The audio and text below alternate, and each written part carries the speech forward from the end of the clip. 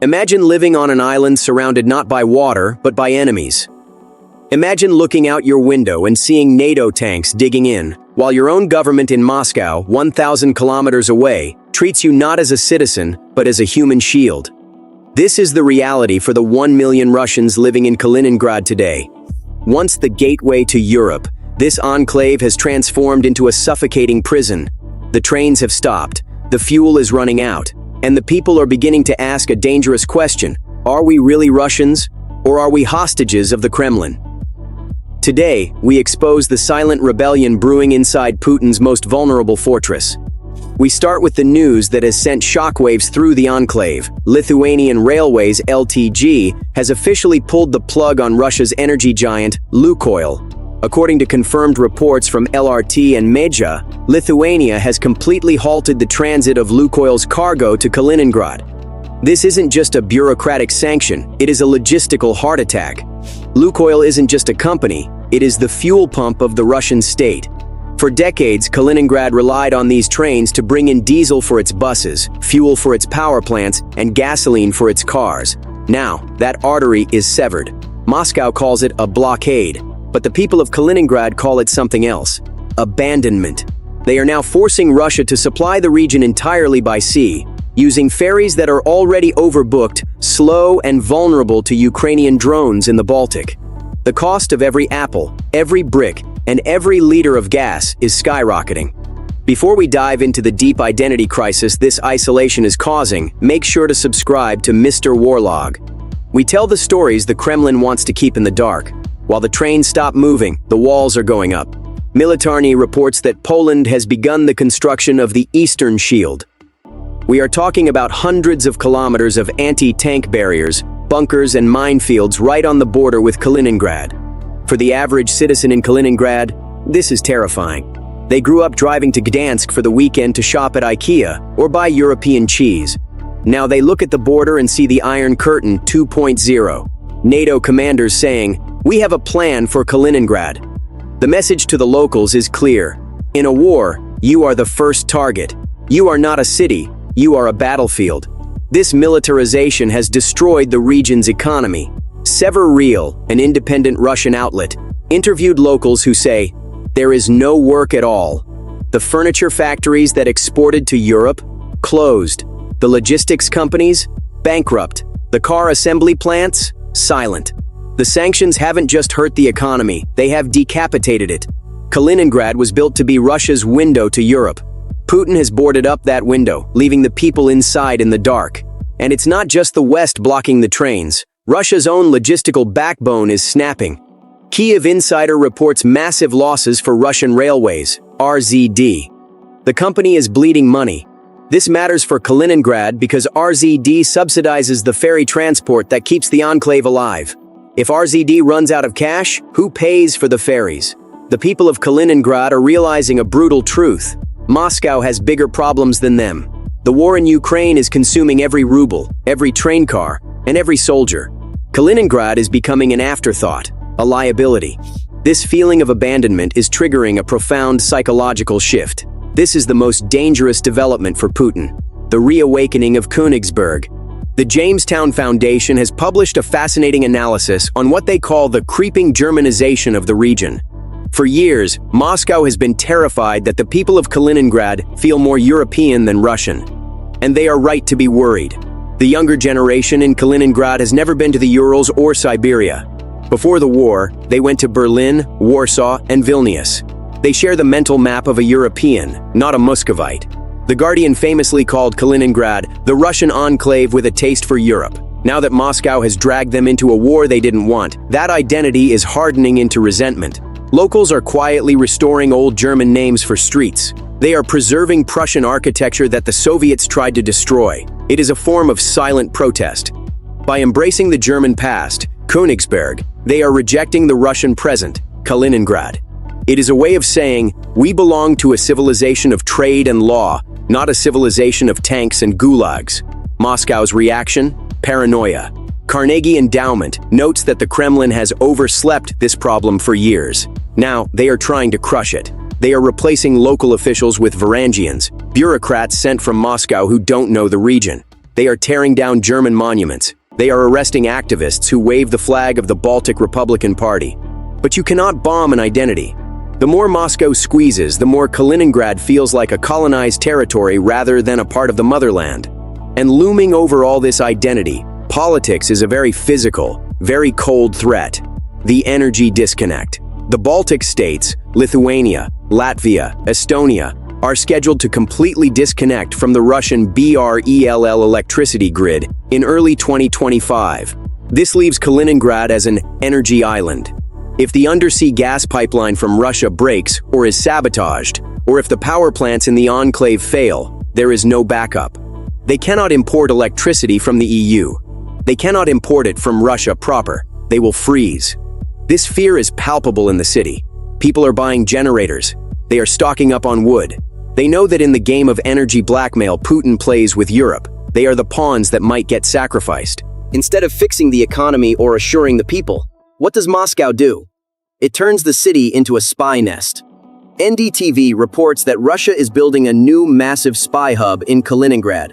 They are installing electronic warfare systems to jam GPS across the Baltic, as we've seen in previous reports. They are putting Iskander nuclear-capable missiles next to kindergartens. They are turning a home for 1 million people into a Death Star. The locals know that this makes them a priority target. If NATO and Russia go to war, Kaliningrad will be flattened in the first hour. Moscow is willing to sacrifice the entire population of the enclave to launch a few missiles at Berlin. This realization, that their lives are worthless to the Kremlin, is the fuel for the quiet anger burning in the streets of the city. But while the Kremlin pours concrete for new missile silos, the most valuable asset of Kaliningrad is leaking away through the cracks in the border: its people. We are witnessing a silent demographic catastrophe. The European Russians of Kaliningrad are voting with their feet. According to a comprehensive report by the Moscow Times, Russia is experiencing a historic wave of emigration, and Kaliningrad is at the epicenter of this flight. Before the war, a software engineer in Kaliningrad could work for a German company, spend weekends in Gdansk, and live a European life with a Russian passport. That dream is dead. The sanctions have killed the IT sector. The border closures have killed the lifestyle, and the threat of mobilization has killed the future. Thousands of young, educated professionals, the doctors, the architects, the tech workers, have packed their suitcases. They aren't moving to Moscow or Siberia. They are finding any way possible to cross into the EU or fleeing to Georgia, Armenia, and Serbia, never to return. Russia, an independent expertise network, calls this the destruction of human capital. Their analysis shows that the people leaving are the most productive segment of the workforce. Kaliningrad is being hollowed out. Who is left behind? The pensioners who depend on state handouts and the military personnel sent from Moscow. The region is transforming from a vibrant commercial hub into a gray garrison town populated by soldiers and the elderly. This brings us to the psychological rupture. The people of Kaliningrad are suffering from a unique form of phantom pain. They remember Europe. They feel like a limb that has been cut off from the European body.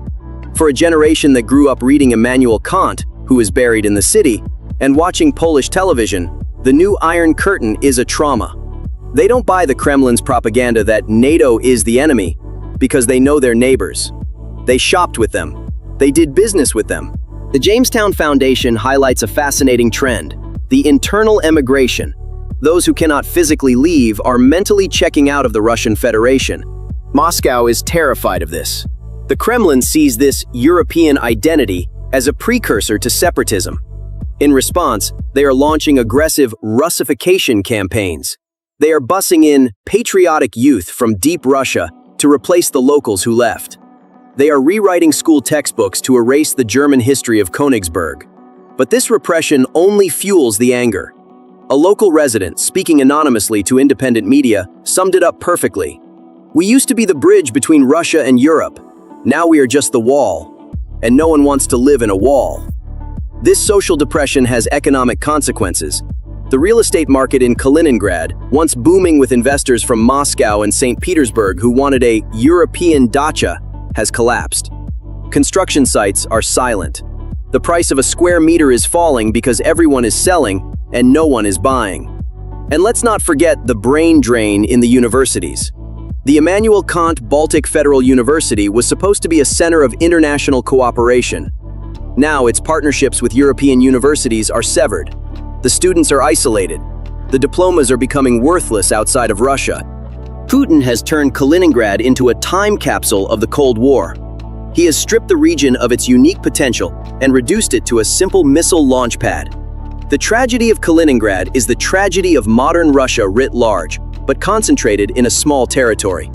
It is a place where the window to Europe has been boarded up, nailed shut, and covered with camouflage netting.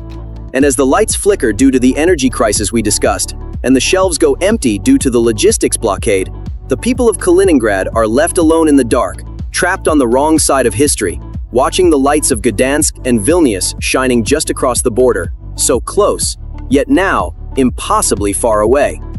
Ultimately, this isolation has killed the Baltic dream. The resort towns of Zelenogradsk and Svetlogorsk, once filled with German and Polish tourists bringing hard currency, are now quiet. They have been replaced by the roar of fighter jets overhead. The region is becoming a monoculture of war, where the only stable jobs are in the barracks or the FSB. For a city that breathed trade for 700 years, this suffocation is the ultimate tragedy. The European Russia is dead. What remains is a nuclear fortress with a view of a closed border. And what is most frightening for the inhabitants is the certainty that this is not temporary.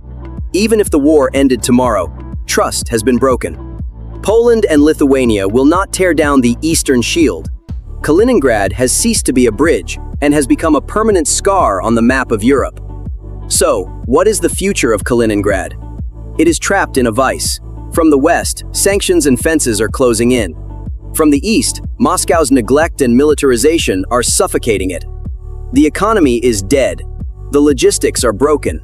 And the soul of the city is torn between a European past it desires and a Russian present it fears. We are witnessing the slow-motion detachment of a region. Not legally, Putin would nuke the city before letting it secede, but mentally. The people of Kaliningrad are checking out of the Russian Federation. They are becoming internal exiles. The queues at the border, the empty shelves, the silent factories, these are the monuments to Putin's failure. He wanted to expand the Russian world. Instead, he has made being Russian in Kaliningrad feel like a prison sentence. What do you think? Can Kaliningrad survive this isolation? Will the resentment against Moscow ever turn into open protest? Let us know your thoughts in the comments below.